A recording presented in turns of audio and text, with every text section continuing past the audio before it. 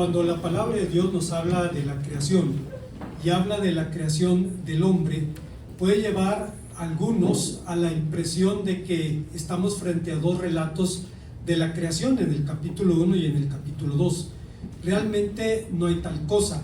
Lo que sucede es que en el capítulo 2 la creación se cita o se menciona de manera abreviada, pero hay en particular una afirmación de Dios respecto a la creación del hombre, cuando dice el libro de Génesis: y creó Dios al hombre, a imagen de Dios lo creó, varón y hembra los creó.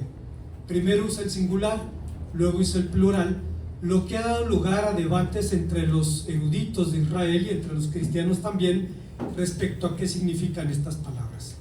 Un rabino dijo que realmente Adán y Eva fueron creados como un solo ser, unidos de espaldas por la cadera, y que en algún momento Dios los separó, y a partir de ese momento los hijos de Adán andan buscando su otra mitad en donde esté. Los griegos tenían una fábula semejante, que los hombres fueron creados así, que fueron separados, y finalmente el hombre anda en búsqueda de esa realidad. En el judaísmo también se dice que Dios, cuando crea las almas, crea una sola alma, pero al nacer el hombre y la mujer se separan y empiezan a buscarse hasta que finalmente se encuentran. Obviamente son mitos. Los mitos son explicaciones no racionales de la realidad, y debemos reconocer que hay mitos fantásticos por su capacidad de representar las realidades del mundo y de la existencia humana. Pero en las enseñanzas del judaísmo, el matrimonio, por lo anterior, es considerado el estado humano ideal y el núcleo básico de la sociedad. Habiendo sido establecido por Dios desde la creación, es considerado como una institución sagrada. Tan sagrada es para los autores del Antiguo Testamento que el adulterio era considerado un gran pecado, como en Génesis 29, y debía ser castigado con la propia muerte, Levítico 20:10. Sin embargo, pese al elevado estatus que nominalmente se da al matrimonio y que tenía en el pensamiento judío, cuando el Señor Jesús habló sobre el tema, lo hizo confrontando las prácticas reales de su tiempo. El tema positivo del séptimo mandamiento es precisamente el matrimonio, y la prohibición del adulterio es solo su dimensión negativa. Obviamente, al rescatar el sentido original del matrimonio o del mandamiento divino, el Señor Jesús terminó afilando aún más el precepto. ¿Cuáles son las enseñanzas del Señor Jesús sobre el matrimonio? ¿Qué demandas y advertencias específicas entraña? Busquemos, hermanos, respuestas a estas interrogantes en el tema que hemos titulado 3 enseñanzas sobre el matrimonio. Antes, hermanos, de pensar en las enseñanzas de este pasaje, debemos decir que el tema del matrimonio es un tema complicado en nuestro mundo y particularmente en la ciudad de Querétaro. Hasta donde yo me quedé, el promedio de duración de los matrimonios en Querétaro son 6 meses. Fue acortándose con el paso del tiempo y ahora son más o menos 6 meses. Antes se hablaba de 7, 10, 18 años, pero incluso se habla de 6 meses. Es un fenómeno que se da en los lugares donde hay migración. Lo vemos en Cancún, lo vemos en Querétaro, y tal vez por el hecho que las personas rompen con sus círculos familiares y sociales, que se ven más libres para poder romper también sus relaciones matrimoniales en un marco en donde no van a ser enjuiciados, en donde no van a ser vistos con malos ojos porque van llegando al lugar. Cual sea la razón, lo cierto, hermanos, es que es una realidad con la que estamos luchando, creo yo, en todos los países, y en México no es muy diferente. Antiguamente las iglesias evangélicas recibían personas divorciadas. Ahora hay personas divorciadas que salen de las iglesias evangélicas, lo que representa todo un desafío frente a las enseñanzas del Señor Jesús. En este pasaje hay cuando menos 3 cosas que Cristo nos dice sobre el matrimonio. La primera de ellas es que reitera su santidad. Con relativa frecuencia, al hablar de los conceptos éticos, los cristianos y los judíos hacemos alusión a la llamada moral judeo-cristiana. Con esta expresión se pretende homologar los valores morales que ambas religiones tienen, acreditando su fundamento bíblico y el testimonio de su desarrollo histórico. Sin embargo, no siempre dicha tradición es unánime, y un buen ejemplo de las diferencias lo constituye la posición de judíos y cristianos frente a cosas como el matrimonio, el divorcio y sus derivados. La primera diferencia radica en el concepto de la naturaleza del matrimonio. El concepto judío, al menos en tiempos bíblicos, giraba en torno a la idea de la esposa como propiedad del marido, por lo cual, estrictamente hablando, el adulterio consistía en una violación al derecho de exclusividad del hombre sobre su mujer. En otras palabras, equivalía a un atentado contra la propiedad privada. Prueba de esta mentalidad encontramos en Éxodo 20:17, que el autor sagrado dice: no codiciarás la casa de tu prójimo, no codiciarás la mujer de tu prójimo, ni su siervo, ni su criada, ni su buey, ni su asno, ni ninguna cosa de tu prójimo. Es decir, se equipara a la casa, al asno, al buey, al siervo, a la sierva, con la esposa como propiedad del marido. En su condición, en consecuencia, hermanos, donde se equipara a la esposa como una propiedad, y en contraste la mujer en su condición de pertenencia no tenía idéntico derecho sobre el marido. La segunda diferencia radica en el propio concepto del adulterio. Entre los judíos, no toda relación extramatrimonial era necesariamente un asunto de infidelidad. Un hombre casado podía tener relaciones sexuales con esclavas, con prostitutas, si no involucraba una relación extramatrimonial con una mujer casada o comprometida, no era adulterio. De esa forma, los hombres casados, como el patriarca Judá, del que nos habla Génesis 38, podían tener aventuras sexuales. Si usted recuerda este relato, va el patriarca Judá caminando y ve a una mujer que confunde con una prostituta, le pregunta por el precio de su servicio, y como quien se detiene a comprar un helado, como quien se detiene a comprar una crepa, se ponen de acuerdo en el precio. Obviamente el hombre no llevaba el costo del servicio consigo, pero la mujer le pide el anillo y su bastón como garantía de que va a pagar. Judá, eso sí, era cumplidor, y después de que hizo lo que hizo, fue y trajo lo que había prometido darle a la famosa prostituta, y le dijeron: aquí no hay ninguna prostituta, ni nunca la ha habido. Bueno, Judá dice: pues está bien, no hay ningún problema. Regresa a su casa, hasta que meses después se descubre el embarazo de la nuera, y entonces, lleno de celo religioso, Judá ordena que la saquen y que la quemen viva, cosa que no estaba contemplada después en la ley de Moisés. El hecho es que él era muy celoso de los asuntos morales y estaba dispuesto a que la quemaran viva por semejante maldad. La mujer dice: está bien, hagan lo que quieran, pero voy a decir quién es el papá de la criatura. Saca las cosas de Judá y atrapa al patriarca con los dedos en la puerta, quien termina diciendo: más justa eres que yo, hija mía. Y bueno, ahí termina la historia, pero vemos la ligereza con la que se trataba de estas cuestiones. En contraste, la mujer, en su condición de propiedad, no tenía idéntico derecho sobre el marido. De esa forma, hombres casados como Judá podían tener esas relaciones sin que fueran adulterio, o podían incluso ser polígamos si los recursos económicos se los permitían.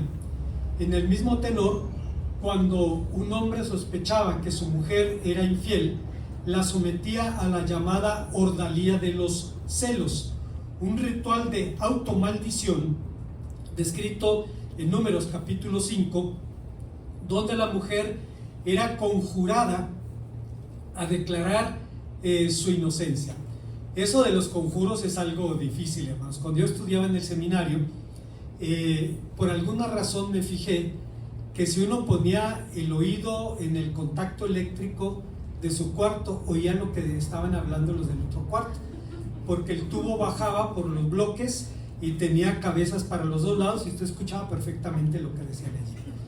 Entonces estaban dos compañeros, Constantino Varas, que ahora es presidente de la Convención Nacional, nuestro hermano presidente, y estaba otro hermano, Abacuc Díaz. Y en ese tiempo un hermano se metió en un ministerio de liberación y traía cassettes de endemoniados y había un ambiente muy pesado en el seminario, y entonces decidí hacerle una broma a Constantino. Vi la hora que entró a su cuarto, me esperé media hora y vi dónde estaba su cama, y su cama estaba al lado del contacto eléctrico. Y entonces empecé a hablarle: Constantino, Constantino, y le echaba pleito al de arriba: ¿qué quieres, Abacuc? No, yo no soy. Y así estuve jugando con él, y al otro día llega y me dice: cuate, no me andes hablando en la noche. No, yo no fui. Los que estuvieron el año pasado oían voces allí. Y se asustó y varias veces en el día me dijo eso, lo mismo, hasta que ya estaba oscureciendo y entra a mi cuarto así, abre la puerta sin tocar, me coge de los codos y me dice: en el nombre de Cristo Jesús, ¿fuiste o no fuiste? No, pues sí fui. Sí fui. Eso era la ordalía de los celos. La mujer invocaba una fórmula de automaldición para declarar su inocencia, cosa que no podía hacer la mujer cuando sospechaba de la infidelidad del hombre. El adulterio se penaba con lapidación, aunque la legislación rabínica cambió después por estrangulamiento, por considerarlo algo más piadoso. No te vamos a matar a pedradas, nada más te vamos a estrangular, pero el resultado va a ser exactamente el mismo. Bueno, la visión cristiana sobre estos asuntos puede resumirse en las palabras del Señor Jesús, en las enseñanzas del Señor Jesús, en donde, un segundo, la mujer no es propiedad del marido, sino la evidencia más visible de la benevolencia del Señor. El que haya esposa, haya el bien, alcanza el favor del Señor. Y en el Nuevo Testamento el adulterio es igualmente condenado en el hombre que en la mujer, y aunque debe ser castigado, no debe ser castigado con la muerte, por ningún tribunal humano, su comisión en todo caso es un asunto que puede ser causal del divorcio. Sin embargo, no debemos ignorar que para el Señor Jesús el adulterio constituye un deliberado atentado contra la santidad de Dios, y que es un pecado que podría arrastrar al hombre no arrepentido a la condenación eterna. Hay una segunda enseñanza que encontramos en el pasaje. Jesucristo habla aquí especificando la naturaleza del matrimonio. Curiosamente, aunque en el Antiguo Testamento no se establece el matrimonio ni como una institución religiosa ni como una civil, no obstante el judaísmo lo pondera como el estado humano ideal. Sabemos, hermanos, que todas las culturas tienen rituales matrimoniales. Hay códices prehispánicos en donde hombre y mujer se casan atándose la ropa, la tilma, de esa manera simbolizando la unión, una unión indivisible. No sé si usted sepa, el lazo que se usa en las bodas en México no viene del catolicismo. En España nadie usa el lazo, no vino de España. En el mundo católico nadie usa el lazo, solamente en México. Y es una evocación al pasado prehispánico, en donde la pareja unía sus ropas para simbolizar la unión de esa manera. En el mundo judío, en el tiempo de la Biblia, no se consideraba el matrimonio una institución civil, tampoco una institución religiosa, pero era el cimiento de la sociedad y el estado humano ideal. Con todo, trágicamente, una institución tan venerable como esta fue víctima fatal de la erosión y la decadencia, y por lo tanto los profetas del Antiguo Testamento dijeron que las tres causas del destierro en Israel fueron la idolatría, el asesinato y el divorcio. Esto, hermanos, significaba que había una carga moral en cada una de estas acciones. Jesús apuntó a las propias actitudes del corazón al decir: cualquiera que mire a una mujer para codiciarla, ya adulteró con ella en su corazón. En tiempos del Señor Jesús había un grupo fariseo sumamente rígido con estas cosas, y les llamaban los lacerados, porque estaban llenos de golpes, de raspones, porque cuando veían una mujer que venía en la calle, cerraban los ojos y seguían caminando, y obviamente tropezaban, se golpeaban en las paredes, pero era un motivo de alarde. Entre más raspones y golpes tuviera el hombre, era más santo, es decir, se había abstenido de mirar más mujeres. Cristo no está hablando de la mirada natural, está hablando de la segunda mirada. Mirar es natural, pero la segunda mirada ya puede llevar otra intención. En estos términos, esto sucedía en tiempos del Nuevo Testamento, pero a diferencia de las legislaciones rabínicas que se limitaban a condenar hechos consumados, el Señor Jesús apuntó a las propias actitudes del corazón, diciendo: cualquiera que mire a una mujer para codiciarla ya adulteró en su corazón. ¿Qué quiso decir con estas palabras? ¿Deben estas palabras ser entendidas como un garrote contra los impulsos sexuales? Obviamente no, porque estos forman parte de la naturaleza humana, solo que la sexualidad es un regalo que Dios ha dado para que el hombre lo ejerza en el marco exclusivo que Él ha establecido. Así pues, cuando el Señor dijo mirar a una mujer para codiciarla, hablaba de la lujuria, de la codicia sexual ilícita, que es la verdadera fuente de la infidelidad conyugal. Pero el Señor fue todavía más allá al decir: por tanto, si tu ojo te es ocasión de caer, sácalo; si tu mano te es ocasión de caer, córtala, porque mejor es que entres en un miembro que todo tu ser sea condenado en el infierno. Obviamente hubo problemas para entender este pasaje, y hubo cuando menos un padre apostólico que quería vivir la vida ascética, pero tenía tentaciones sexuales, y hermanos, leyó el pasaje y se mutiló. Después él mismo entiende que no se trataba de eso, pero ya no había remedio en su situación. Por lo pronto su problema se resolvió, ya sus niveles de testosterona se fueron al suelo, ya no tenía problemas con eso, ¿no? Pero hermanos, lo que el Señor Jesucristo estaba diciendo es desechar aquello que nos es tropiezo, cosa que obviamente es más fácil decir que hacer. Sin embargo, para el Señor, el séptimo mandamiento no se ocupa simplemente del sexo, porque su verdadero interés está en el matrimonio y en su integridad, de modo que un pacto semejante demanda necesariamente que, como el hombre, la mujer tome también su lugar como miembro de pleno derecho. Esto significó una verdadera enmienda de igualdad de derechos, misma que Pablo ratificó al insistir que el hombre debía también lealtad sexual a su mujer, como dice en 1 Corintios 7:4. Pero si el asunto de estas enseñanzas no se limita al sexo, ¿por qué entonces condenó el Señor Jesucristo tan radicalmente el adulterio? Es innegable que su condena fue radical y que el Nuevo Testamento categoriza al adulterio como una conducta digna de la condenación eterna. 1 Corintios 6, 9 y 10 en el caso del no arrepentido. Históricamente hablando, esta pregunta ha encontrado varias respuestas. Immanuel Kant, un pensador alemán, decía que el adulterio es malo porque reduce al hombre al nivel de las bestias, que a mayor pasión corresponde mayor irracionalidad.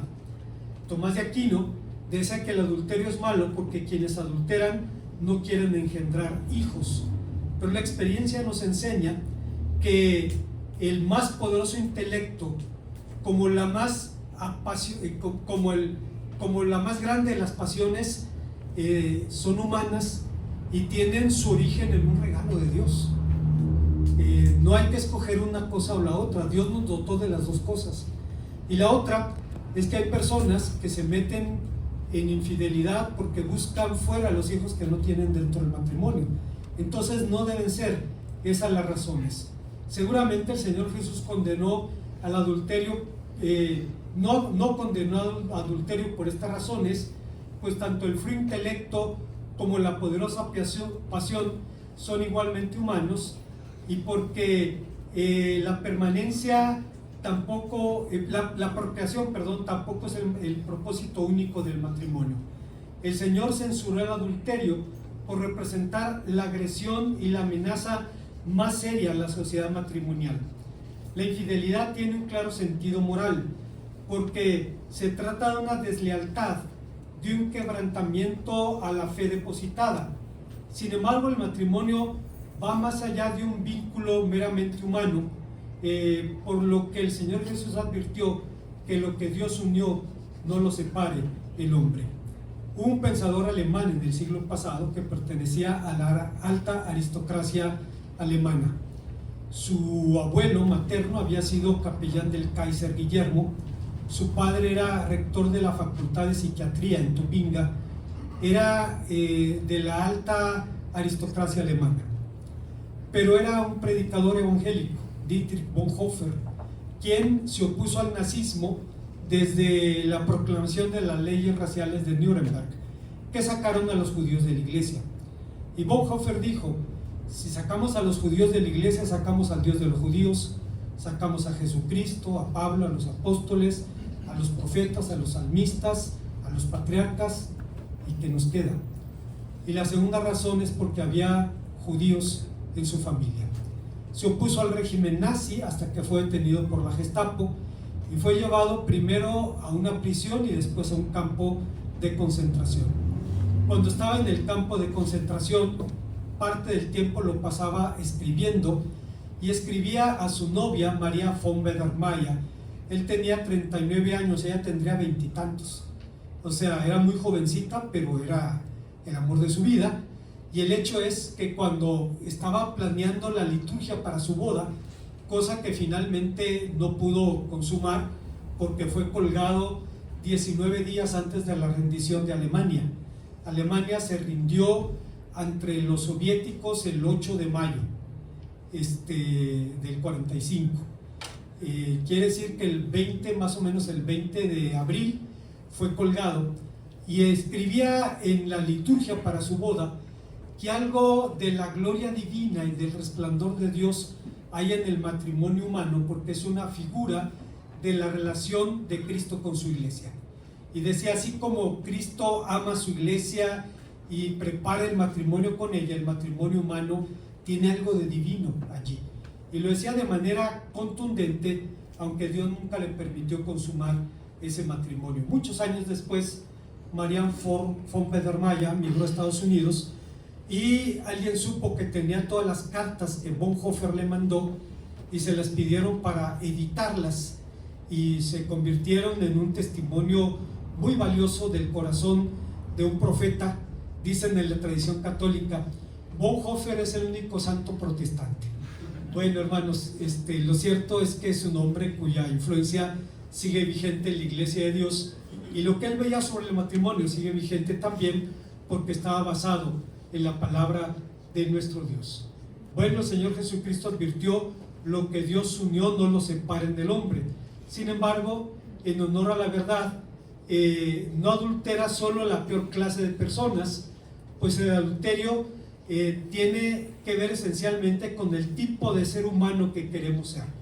Esto significa, en otras palabras, que dentro del corazón de cada hombre existe una tensión en dos tipos de personalidades: una que busca el éxito y otra que busca la fidelidad en el pacto. Todo hombre tiene que oponer a la necesidad de la afirmación personal, alentada por las circunstancias y por la cultura, al imperativo de una relación de fidelidad con otro ser humano. Así pues, el sexto mandamiento nos llama a tomar decisiones profundas, no solo respecto al sexo, sino a qué tipo de persona queremos ser y cuál es el significado y el propósito de la vida. No solo el peor tipo de seres humanos, se mete en estos problemas. Dice en los libros históricos, Primera de Crónicas, si mal no recuerdo, dice: David fue irreprensible en todo, salvo en lo tocante a Urías Eteo. Usted ve sus salmos y ve un hombre que amaba a Dios con todo su corazón y se metió en un problema de esta naturaleza que acarrió una desgracia a su familia. No sé si usted recuerda las palabras de su amigo Natán, que le contó la parábola de la oveja robada, y al final le dice: tú mataste a Urías Eteo con la espada de los hijos de Amón, ahora la espada nunca se apartará de tu casa, porque me menospreciaste, dice Dios, arrastrando esa maldición al resto de su familia. Hay una tercera y última enseñanza en este pasaje, y es que aquí el Señor establece la indisolubilidad del matrimonio. Como hemos señalado, para el Señor Jesús el adulterio no se limita al hecho consumado de una relación sexual ilícita, porque el mismo divorcio es una violación del pacto matrimonial y en un sentido puede ser infidelidad y adulterio, al menos al pacto. Pero como es sabido, el divorcio era una práctica aceptada y establecida en el antiguo Israel. En la ley, en Levítico 21, capítulo 22, números 30, Deuteronomio 22, etc. La ley autoriza el adulterio cuando el marido encontraba en su mujer una cosa indigna. Deuteronomio 24, del 1 al 5. Más aún, en estas condiciones, las fuentes rabínicas apremiaban el divorcio y decían: está escrito por para nuestra enseñanza que cuando un marido está obligado a divorciarse de su esposa, debe hacerlo lo más pronto posible. No puede dormir en la misma casa con ella para que ella no gane el favor ante sus ojos y no se divorcie de ella. Son palabras duras, pero los rabinos decían eso. Decían: la mujer tiene la capacidad de convencerte de otra cosa. Y es cierto, hermanos. Dios le ha dado a la mujer la capacidad de tocar el corazón del hombre y hacer cosas que uno no pudiera imaginar, ¿no? Hace un tiempo estaba platicando con una hermana y le digo: ya me dan el camión, ya me dan el asiento en el camión, me lo han dado 2 veces. Y lo más vergonzoso es que me lo han dado chicas, que yo no sé cómo me ven, pero no, siéntese. Yo creo que me ven que me estoy cayendo solo y me dieron el camión, el asiento. Y me dice una hermana: pues es por la barba, quítese la barba. Y le digo: no, mi hija no me deja. No, para mi hija está bueno. No, te dejo la barba. No hay ningún... y pues donde manda capitán, no gobierna marinero. Si eso hace la hija, imagínese que no era la esposa, ¿no? Y entonces los rabinos decían: cuando te tengas que divorciar, no duermas en el mismo techo, porque te va a convencer de lo contrario. Bueno, hermanos, como resulta obvio, bien pronto se hizo necesario definir el significado de la expresión cosa indecente. Voy a extenderme un poquito en esto porque vale la pena, dadas las circunstancias políticas que estamos viviendo. Unos 100 años antes de Cristo hubo 2 rabinos, Hillel y Shammai, que establecieron 2 escuelas. De los 613 preceptos de la ley, solo tuvieron diferencias en la interpretación de 8, y uno de ellos era sobre el divorcio. Hillel el dulce y Shammai el austero. Shammai el austero decía: cosa indigna significa que la mujer es adúltera en términos físicos o espirituales, es bruja o se dedica a las malas artes, dice, o es una persona rebelde. Hillel el dulce decía: te puedes divorciar si a la mujer se le quema la sopa, te puedes divorciar si cuando tu esposa te habla lo oye el vecino, dice, se te habla tan fuerte que el vecino lo oiga suficiente, o si te encuentras un modelo más reciente. Dice, basta con eso para que puedas divorciarte. Bueno, tuvieron diferencias en 8 preceptos. Uno de ellos era el matrimonio, pero uno de ellos tenía que ver con el futuro de Israel.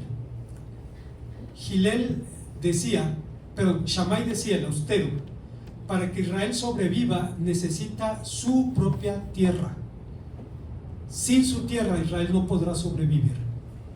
Hillel el dulce dijo, si Israel pierde su tierra, aún tiene la Biblia, tiene su patria allí, y allí puede desarrollar su identidad. Pues por casi 2000 años el pueblo judío no tuvo un país propio. Y me pregunto sobre la vigencia de la afirmación de Hillel. Si pierde su tierra, todavía tiene la Biblia y todavía tiene la promesa divina.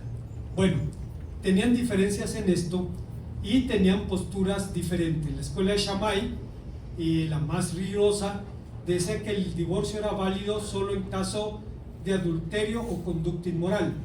En contraste, Hillel decía que bajo cualquier circunstancia, incluso si la mujer no supiera cocinar o simplemente si el hombre se encontraba una más atractiva. El día que nos casamos, mi esposa y yo llegamos a la casa donde íbamos a vivir. Mi esposa dijo, vamos a cenar, y tomó un tostador que nos habían regalado, vio el instructivo, que se calentara el tostador y después de unos minutos se apagara y se metiera el pan. Puso el tostador, lo conectó y de pronto ¡pum!, salió una llama de fuego de allí y mi esposa estaba espantada. Era la garantía del tostador que estaba dentro de una de las rendijas, y yo pensé, yo creo que ella piensa que yo soy Dios porque me está ofreciendo comida quemada, ¿no? Lo cierto, hermanos, es que en el mundo del Nuevo Testamento, si la mujer no cocinaba bien era suficiente para que te divorciaras. Así de sencillo. A veces Jesucristo está con Hillel, a veces está con Shammai. Eso de que la ley y los profetas se cumplen en amar al prójimo y amar a Dios sobre todas las cosas, es un pensamiento de Hillel, no de Jesús. Y no estamos quitándole mérito al Señor Jesús porque Él creció en un ambiente religioso. Pero en el asunto del divorcio estaba con el más austero. En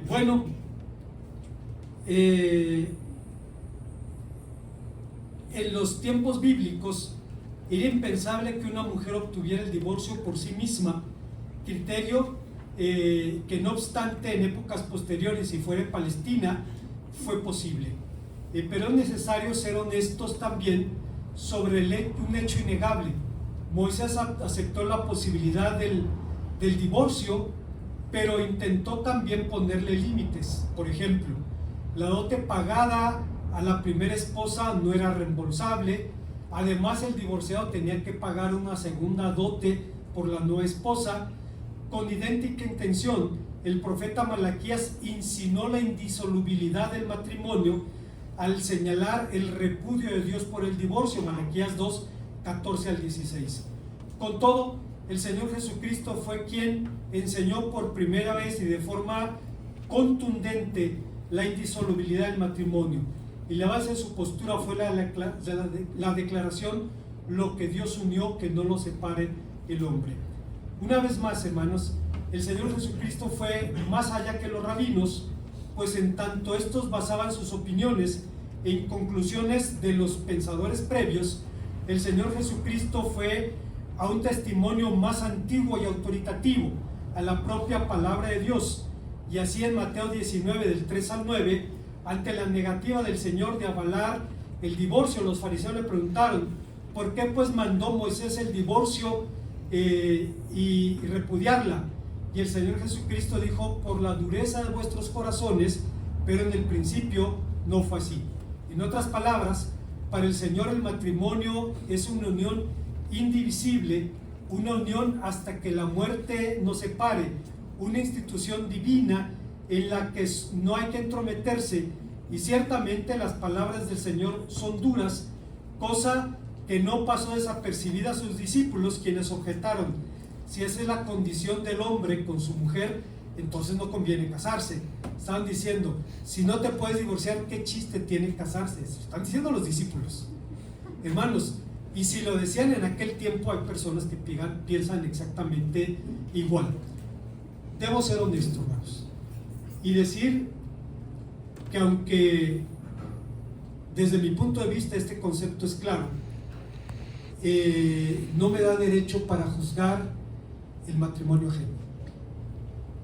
Es decir, para juzgar si es correcto, si es incorrecto la separación de una persona.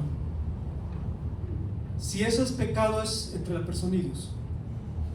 O sea, yo no tengo nada que opinar sobre eso. Es una situación que más y más veremos en este país. Más y más lo veremos en nuestras iglesias también. Situaciones que no podemos negar como una realidad que caracteriza nuestro tiempo. Hay autores como uno que dijo: el mito del matrimonio indestructible fue creado a partir de una noción metafísica que actualmente la mayoría de nosotros no alcanzamos a entender. El matrimonio es un pacto de dos personas, un pacto creado por la voluntad y susceptible, por tanto, de ser anulado por la voluntad. La voluntad humana es la fibra que mantiene unido al matrimonio. Cuando falla la voluntad, muere el matrimonio. No debería morir, pero muere.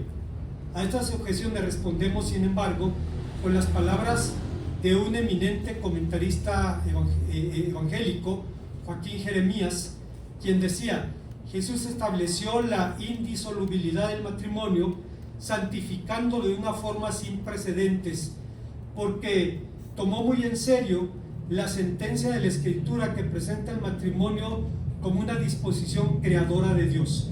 En otras palabras, quienes objetan la indisolubilidad del matrimonio afirman que esto es una decisión humana, y quienes afirman lo contrario sostienen, basados en la Biblia, que el matrimonio es indisoluble porque es una creación de nuestro Dios. Como conclusión, Pablo comparó el matrimonio con la unión de Cristo con su iglesia, por ser un vínculo íntimo y poderoso como el propio amor de Dios. Una cosa es cierta para nosotros, para nuestro gozo, para nuestra alegría y para nuestra seguridad: Cristo nunca se va a divorciar de nosotros. Cristo nunca nos va a abandonar. Está preparando la boda para presentarnos delante de Él sin mancha, sin arruga y sin cosa semejante, porque está basado en el amor, un amor divino por naturaleza. Por esa razón, al abordar el séptimo mandamiento, el Señor Jesucristo enseñó que el matrimonio envuelve mucho más que la conducta sexual humana, porque se enfoca más en lo que la gente es que en lo que la gente hace. Así pues, sus enseñanzas introdujeron la exigencia de la restauración del orden creacional, es decir, la restauración de la santidad del matrimonio como una disposición creadora de Dios, postura que fue seguida fielmente por el apóstol San Pablo, como lo vemos en Efesios capítulo 5. Con miras a dicha restauración, Jesucristo condenó toda distorsión del matrimonio, especificó su naturaleza como un acto creador de Dios y estableció su indisolubilidad. Sin embargo, sus enseñanzas enfrentaron reacciones inmediatas de su propio círculo interno. Si así es la condición del hombre con su mujer, no conviene casarse. No es extraño entonces que hasta el día de hoy sus demandas luzcan como proezas casi sobrehumanas. ¿Cómo mantener la fidelidad jurada en relaciones con personas que cambian y en circunstancias que están siempre cambiando? Solo el compromiso con el propósito divino para el ser humano y la dependencia de la ayuda del Creador del matrimonio pueden hacer posibles el cumplimiento de este propósito eterno. El mundo de hoy se burla del matrimonio. Hay infinidad de chistes sobre el matrimonio. El matrimonio, dicen, es el proceso en el que dos medias naranjas se convierten en dos medios limones. Es decir, de algo dulce a algo agrio o amargo. Es la única cadena perpetua que se conmuta por mala conducta y cosas semejantes. Pero cuando vemos matrimonios de 63 años, creo que el hermano Walter tiene 63 años, nos damos cuenta, el hermano Walter se casó cuando yo tenía 1 año de edad, imagínese usted, y siguen allí, y siguen fieles, y aunque el mundo haga chistes sobre el matrimonio, admiran los matrimonios largos, son signo de estatus, de respeto. Tiene 30, 40, 50, 60 años de matrimonio, es algo que debemos respetar. Termino con esto. Recuerdo una ocasión que estaba platicando con la hermana Mari Carmen y el hermano Sergio sobre esto, y dice la hermana Mari Carmen: yo le pido a Dios que el día que yo me muera se lleve a Sergio conmigo. Y voltea el hermano Sergio, dice: ¿y yo por qué? Muerte tú sola, dice el hermano. Pero hermanos, cuando yo oí a la hermana Mari Carmen decir eso, recordé a mis suegros que decían exactamente lo mismo, porque decían: si uno se va primero, el otro se va a quedar solo. Dice: y yo no quisiera que estuviera solo, así es que lo ideal es que nos vayamos juntos. Y mis suegros hablaban de eso. Y en alguna ocasión, tengo un cuñado que es soltero, tiene ahora 67 años, ahora, Elías, y estaban hablando mis suegros de eso, y mi suegro decía: pues a lo mejor un día chocamos y pues nos morimos todos juntos. Elías estaba tomando su café y tosió su café, dijo: ¿y yo por qué? O sea, muéranse ustedes, ¿no? Yo por qué me tengo que morir. Lo que la hermana Mari Carmen estaba diciendo es que lo ideal es, si has compartido la vida juntos, estar juntos también delante de la presencia de Dios. Pues es un sueño, hermanos. Dios sabe quién se va primero y Dios sabe lo que va a pasar después, pero para que un matrimonio funcione, hermanos, necesita la ayuda de Dios. A mí me sorprende cada vez que mi hermano Carlos y mi hermana Laura dan gracias a Dios por su matrimonio, y tengo la sospecha de que se casaron de 10 años, ¿no? Porque ¿cuántos años llevan casados? 50, se casaron a los 10 años.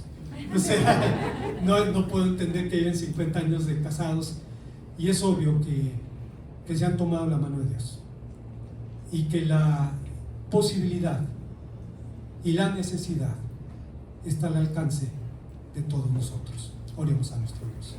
Gracias, Padre, porque haces posible una relación tan compleja, tan difícil, que es viable, Señor, en tu gracia y en tus propósitos. Bendice a cada una de las familias de tu iglesia, a los que anhelan formar una, para que puedan, Señor, ser guiados por ti, para gloria tuya, para bendición de todos, en Cristo Jesús.